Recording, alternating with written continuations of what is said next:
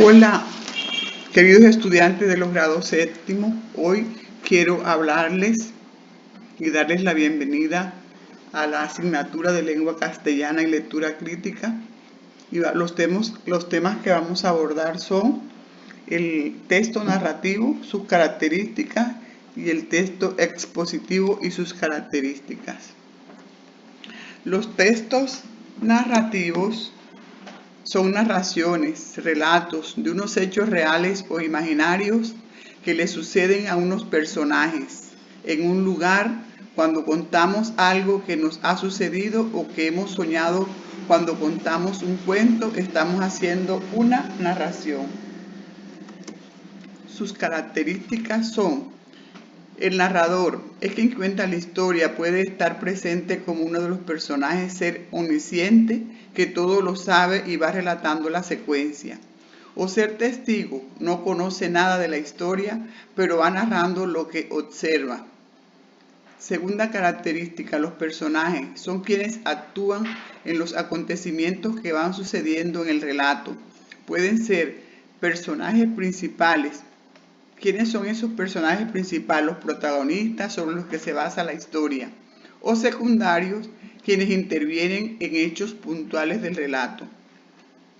El espacio, tercera característica, es uno o varios lugares específicos donde transcurre la historia.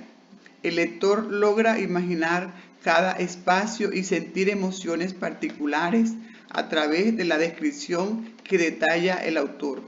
Cuarta característica, el tiempo. Es el momento o época en la que ocurren los acontecimientos y puede ser lineal, cronológico o con ideas y vueltas, jugando con los hechos del pasado, del presente y del futuro a lo largo de todo el relato. Quinta característica, la acción. Es el argumento de la historia que puede estar explícito desde un comienzo o que se va deduciendo a medida que avanza el reto. Texto expositivo. El texto expositivo es aquel que expresa hechos, conceptos o ideas de manera objetiva.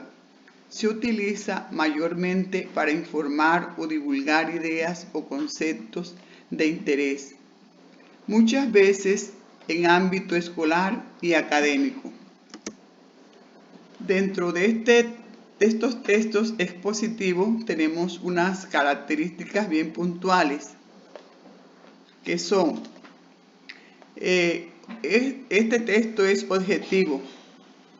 ¿Por qué? Porque no se da la opinión. Está escrito en tercera persona e impersonales. Tercera, tiene vocabularios precisos y denotativo.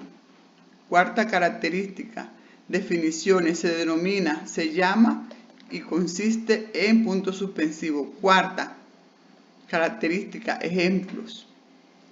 Quinta característica, orden lógico, deductivo o inductivo. Sexta característica, conectores. Séptima, títulos, negrita y subrayados. También dentro de estas características tenemos unos tipos de textos expositivos, que son los divulgativos y especializados. En su estructura, dentro de estas características del texto tenemos primero la introducción, el desarrollo y una conclusión. En esta guía que te presentamos en el plan número 1 de la Institución Educativa Leonidas Acuña, aparecen unos textos bien importantes.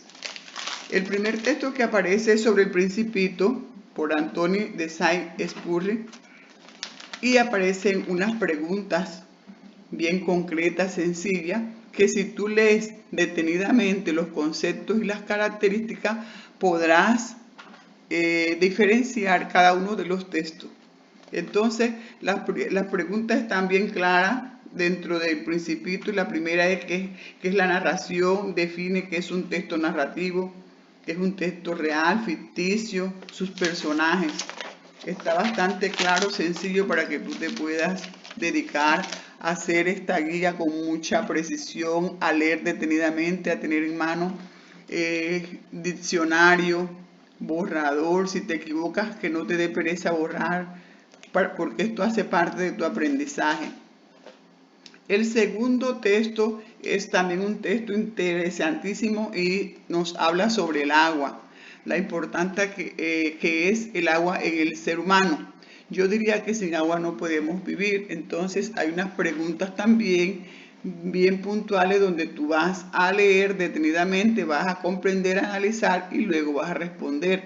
Recuerda que este es tu trabajo, que debes de hacerlo de la mejor manera, recordar la ortografía, tu buena letra, una letra que tenga claridad, que se pueda entender. Entonces, todas son apreciaciones y recomendaciones para que tú, estudiante del grado séptimo, puedas trabajar en este primer plan y vayamos haciendo un trabajo óptimo.